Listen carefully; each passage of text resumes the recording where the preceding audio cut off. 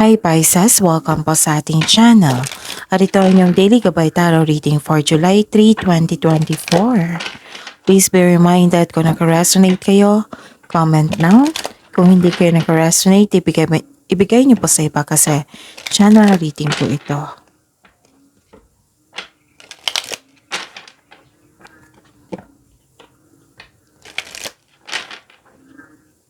This is for you, Pisces, ngayong July 3, 2024.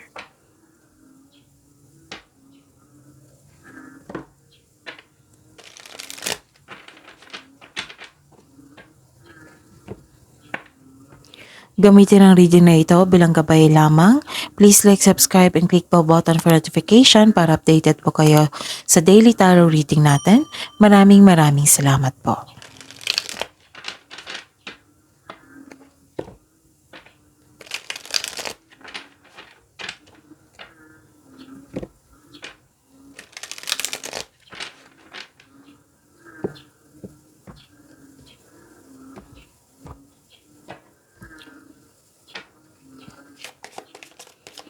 Spirits Guide, mga ganap po ngayong July 3, 2024 para po kay Pisces. I need 3 cards po.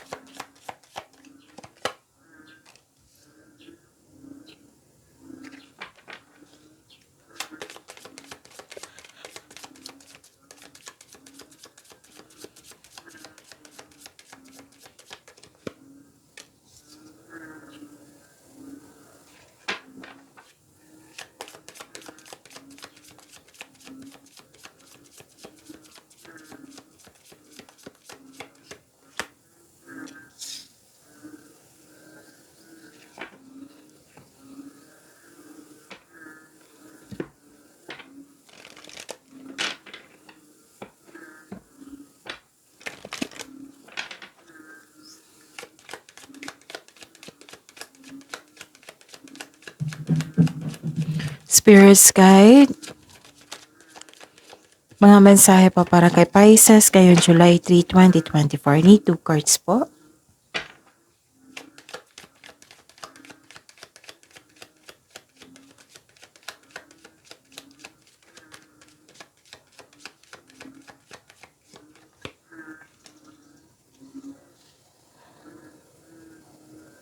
Okay.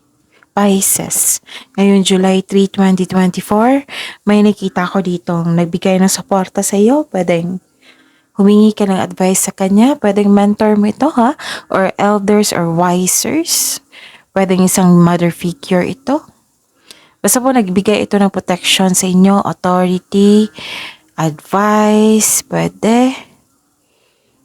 Nag-uusap kayo regarding sa inyong finances, sa inyong kaperahan, sa karera, sa big business, pwede.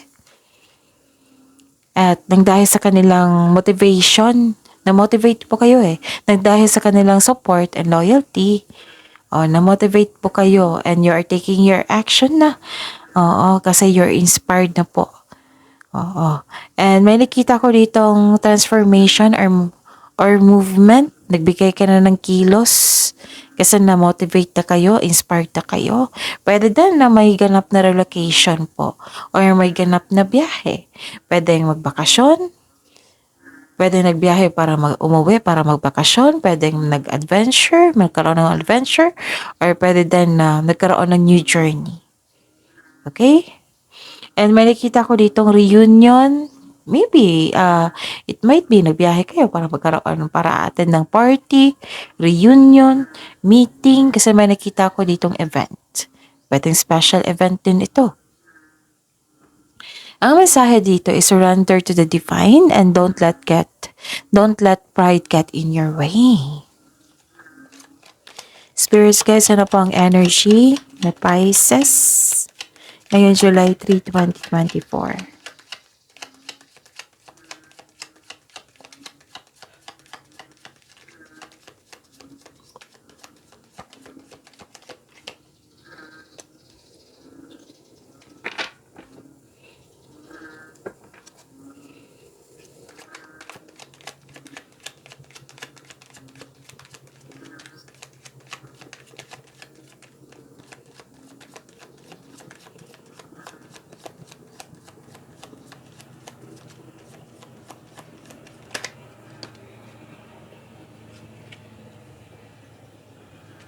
Okay, by the way, daily reminder po, panoorin nyo po yung last 4 days daily reading nyo. Kahit weekly yan, kahit monthly yan, basta may upload din para tayo kahapon. Individual reading po yon Pisces. Nakafocus sa career and money, yung weekly gabay tarot reading nyo po. From July 1 to 7, 2024. So, panoorin nyo po yung last 4 days nyo rin po. Kahapon, that is your weekly. Tapos the other day, July 1, June 30, June 28, June 27. Basta last 4 days po, panoorin nyo. Kung may repeating message po dito, kailangan nyo bigyan niya ng atensyon, solusyon at aksyon. At nais ko ipaalam sa mga suki ko dito na humihingi sa akin lagi ng mantikabay tarot reading. So, July na po. July na po, nais ko ipaalam sa inyo na open pa po yung July 2024 Multi-Kabay Tarot reading nyo. So, PM nyo po ako for schedule. At sa mga bago dito na gusto mag-personal reading, kung nais nyo ako makontak for inquiry and for booking, for personal reading, nakafocus mo sa career, nakafocus mo sa love reading, or general, so comment down link. Again, comment down link, LINK, para mag-reply ako for instruction kung paano nyo ko mag-contact. Okay? Maraming salamat po. May nakita ko ditong delay. Kailangan nyo maghintay nito kasi nagkaroon ng delay. Pwede din na may naulit na nangyari. May natanggap kang opportunity pero hindi mo tinanggap dahil sa meron kang dahilan. And this is also means nagkaroon ng delay sa matagal mo nang hintay. And uncomfortable ka sa changes kasi may new beginning So this is the clarification of your cards here na may new beginning. Uncomfortable ka sa changes pero sabi po ng card dito, remember, Pisces, this is only temporary. Habaan ng pasensya. At may nakita ko ditong may against sa inyong desisyon. Like for example, kung sa love life ito, may tradition, may tuto sa inyong desisyon para magpakasal. Or may tuto sa pagkikipagrelasyon sa taong gusto mo. Example yan. Like for example, tutol siya na mag-take ka ng board exam. Or masteral. May isang tao dito.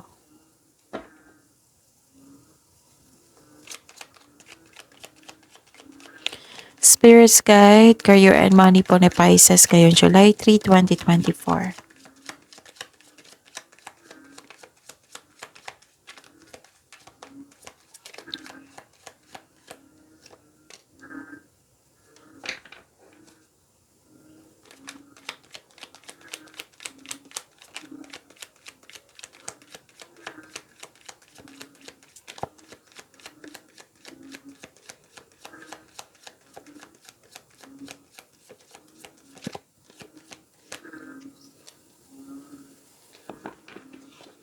So, sa career and money,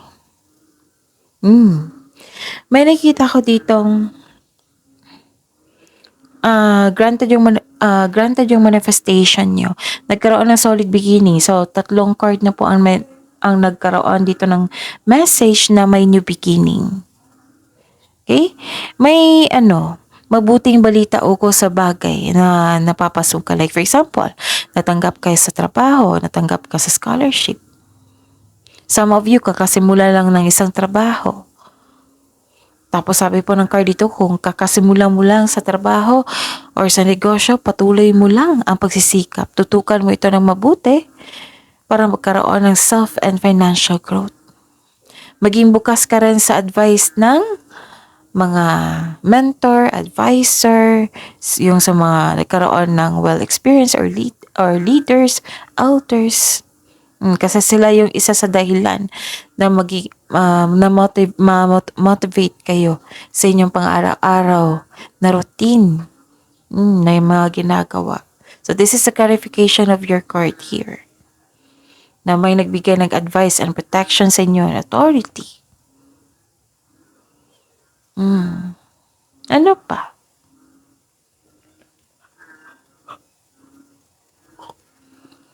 May nakita rin ako ditong, so dalawang card na mo nagsabit dito na may delay. Pwedeng delay ito sa biyahe ha. Delay sa plano. Pwede din nagkaroon kayo ng disconnection ng isang tao. Nagkaroon ng frustration kasi may delay nga. Pero sabi po ng card dito na kailangan mo daw itong pagdaanan kasi part ito ng yung learning journey. So, ang sabi po dito, be still flexible and magbigay ng pasensya. Ito po yung kailangan ngayon. Okay? Spirit's Guide, Love Life, Self-Love, Partnership, and Romance, si Pisces, kayong July 3, 2024.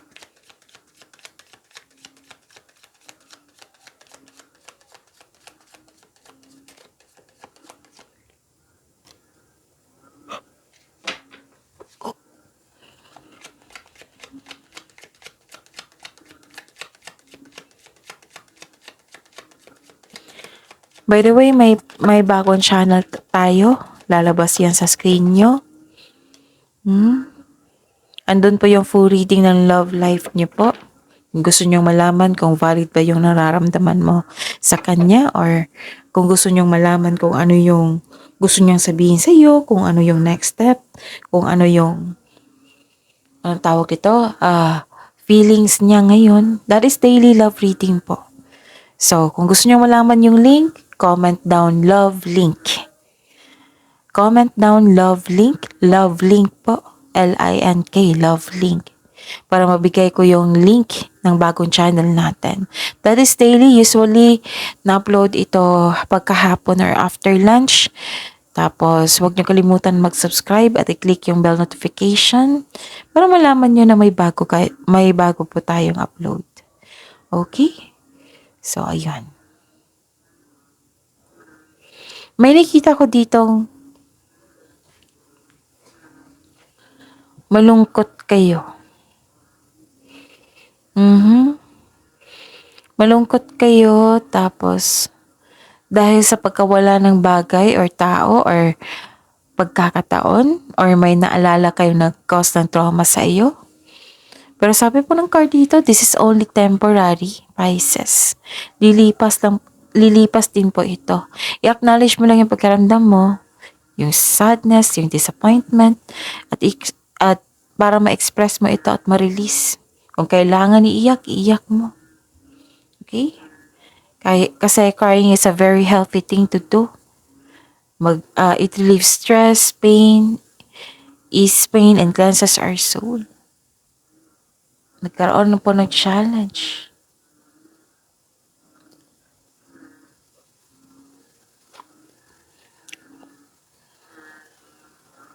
May ilan sa inyo nakakapasok lang ng relasyon. Ilan sa inyo nagpaplano na mag-travel for a romantic trip. Okay? May gagawin kayong malaking desisyon, no? Wag daw kayong magmadalim na gumawa ng desisyon. Kailangan ng konkretong plano. Maggawa ng wastong plano. Naging mainipin kayo dito eh. So, habaan po ang pasensya. Don't worry, nakita ko naman dito buo ang suporta ng tao. Ng kapareha, ng kasamahan mo dyan. Kung pwede, yung family. Tutulungan ka ng taong ito para lumago sa mga gusto mong mangyari sa buhay mo. Wow. And listen to your intuition also kasi gagawa ka ng pagbabago eh. Okay? So this is a clarification of your cards here na may magbigay ng tulong sa inyo. Actually, parang advice to eh, plus support.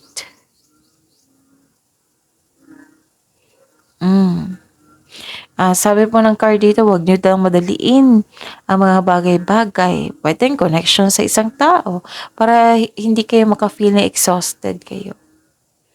Lang one at a time lang. Enjoy nyo lang ang process. So that's it. That is your reading. See you tomorrow, Pisces. Please like, subscribe, and click the button for notification para updated po kayo sa daily tarot reading natin. Maraming salamat po.